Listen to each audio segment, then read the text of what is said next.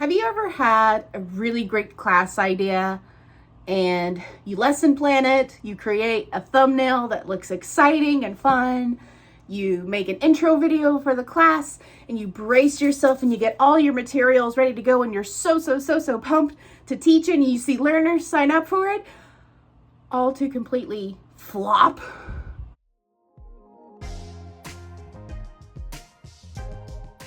Hello my friends, welcome to my channel. My name's Kelsey and I have this channel to vlog about my life as a full-time online teacher and to serve other online teachers just like you. So please make sure it is not the last time that you see me by hitting that red subscription button and the bell down below to be notified of new videos every week, and to also give this video a thumbs up. It helps support me and this channel. And make sure, in order for me to keep this channel going, that you check out my links down below where you can sign up to be an Allschool teacher, to be an Outschool teacher, to check out my Pro Music Lab links and other products that I have in Teachers Pay Teachers. I also wrote 2 books on Amazon. All those links down below. And again, your support does mean everything to me. So what I talked about earlier was having a great class idea and not working out. And maybe you, as an online teacher, may have tried a class out thinking there will be a lot of signups, it'll be really successful, it'll be a big hit for a class, only for it to completely flop, or it didn't go as planned, or you didn't have any learners, or you only get like poor reviews for the class despite giving out really clear expectations and trying to help the students out. The class was just not working out in your favor. And you may think it only happens to you, and it's just not true, because even for me, I am not immune to class flops and thinking that I have a really great class idea and thinking that people are going to sign up for it and they're going to love it, only for it to not work out.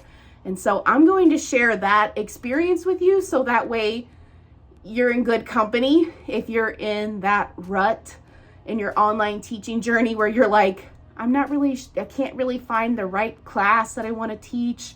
I'm not really sure like if I should try to take a class like that, or some sort of class rut that you might be in. Or maybe you've experienced a class flop and you're just like, should I even create classes again? That was just awful what I just created. Should I even continue creating classes? So don't be discouraged, because like I said, I know there's a lot of you that watch my videos and you are very appreciative of what I have to offer to you. And I mean, I don't know if any of you are like, wow, you were really put together. You know what you're talking about. I bet all your classes are great. And I'm just being transparent and honest with you that I've created Siri.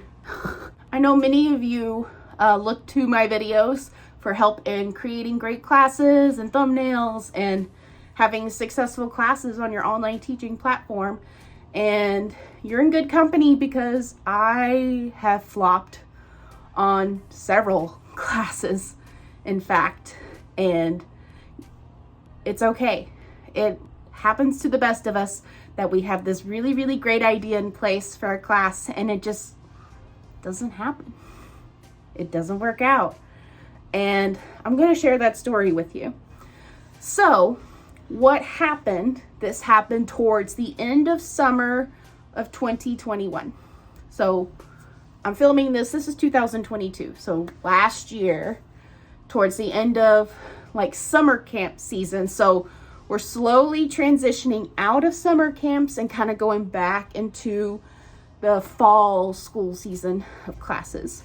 So as I'm wrapping up summer camps, I'm brainstorming what classes should I offer in the fall on Outschool. And one of the things was I was seeing a popular topic of origami come up for like Outschool topics to teach. I saw that and I thought, ooh, lots of families are looking for origami classes, and I know how to make those little teeny tiny origami stars.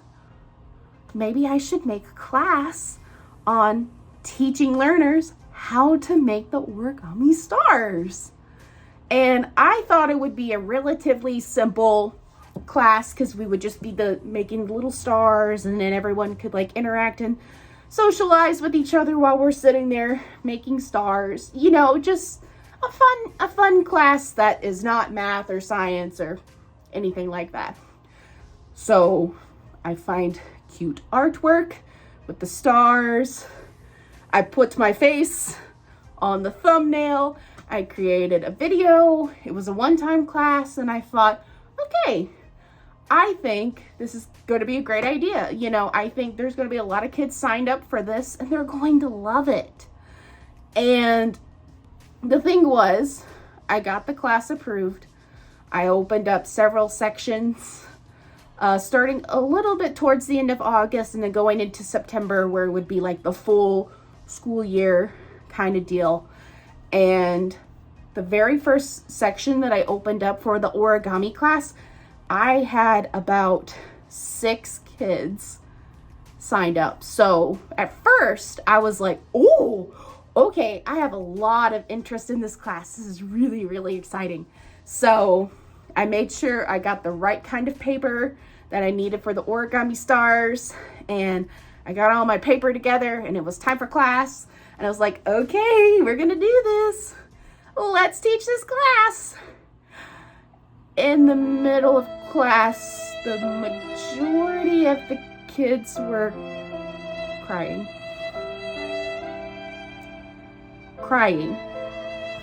Like literal tears coming out of their eyes and just being like, I can't do this. I can't do this. And I was like repeating steps over and over and over and over and over again. And I'm just like, why are these kids not getting it? I'm trying different ways of explaining how to do it. I'm showing the paper on the camera as close as I possibly could. Like, everything disastrous that could have happened in class happened, except technical difficulties, which I kind of wished would have happened in that moment where I've been like, oh no, my computer, it's broken. It didn't. So it was bad. It was really bad. And by the time I had ended that class, I literally just felt so ashamed and so guilty that I just basically tortured those kids for like 30 minutes on how to make an origami star. And it was a class that I thought would be fun for them, and it was a disaster.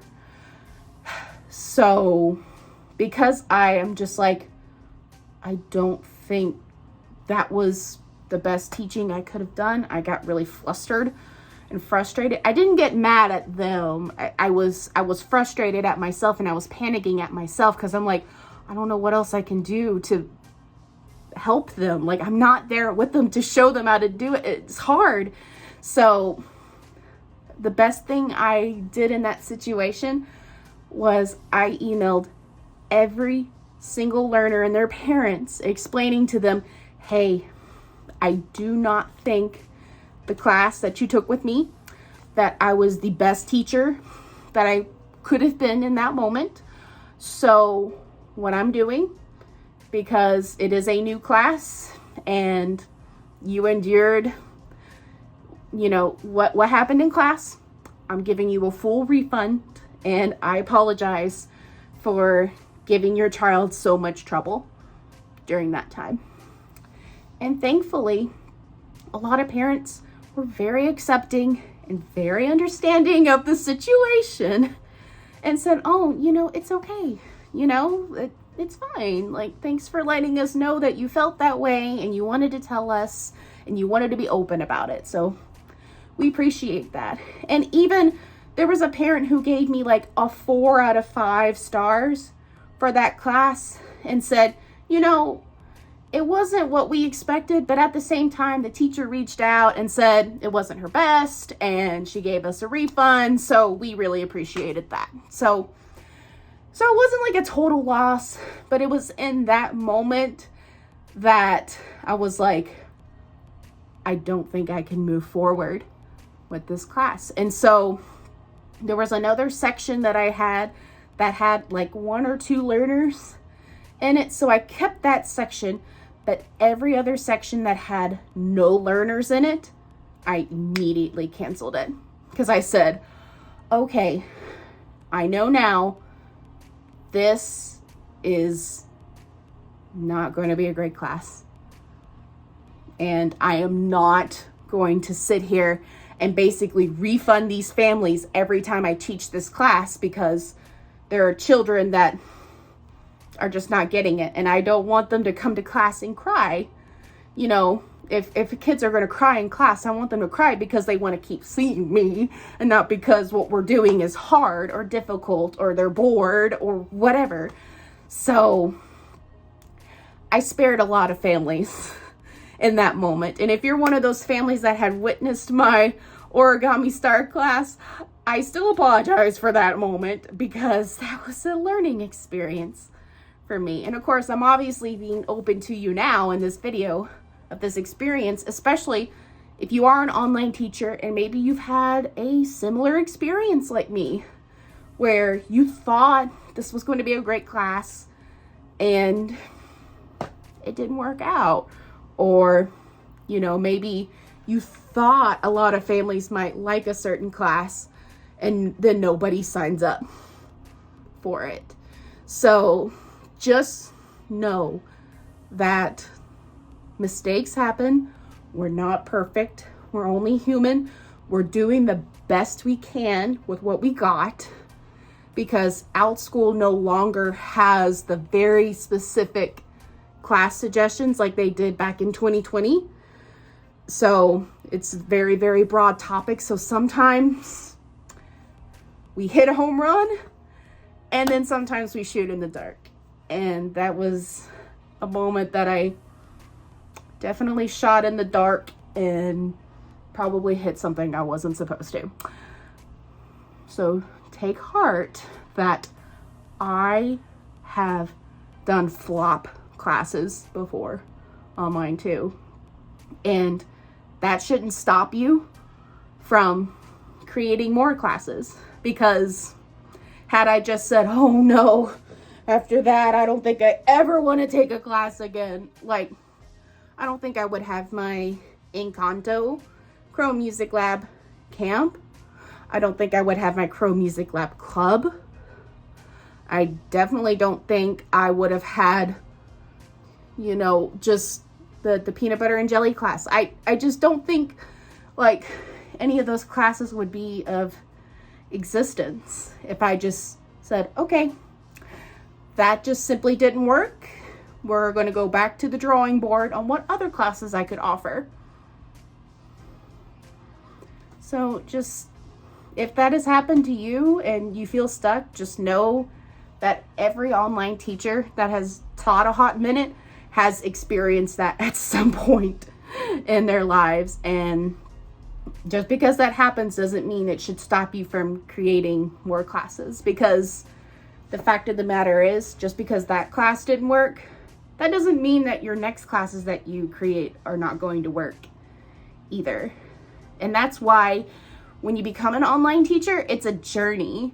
It's not just a job. It's not just something you do on the side. It truly does become a journey of what you are really passionate about and discovering what works online and what doesn't work online. And especially for me teaching Montessori lessons, I definitely have learned what lessons work great online and what lessons are, they are better in person. That's just the reality of it, at least for now. So, hear my story. Take that to heart if you feel stuck or worried about whether a class idea that you have in mind is something you should move forward with or not. So, and the thing is, the worst thing that could happen is it does flop, and you just learn and just realize, okay, that's just a class that didn't work out. I'm just going to try again on another one. So that is all you can do in those extreme circumstances. So if you hear my story, or if you feel comfortable sharing what kind of flop class has happened to you, feel free to let me know down below, so that way other teachers, we can all comfort each other and be in good company with each other, that we're humans, we're not perfect, and we are just out here doing our best. So thanks for listening. Don't forget to subscribe, and I will see you next time.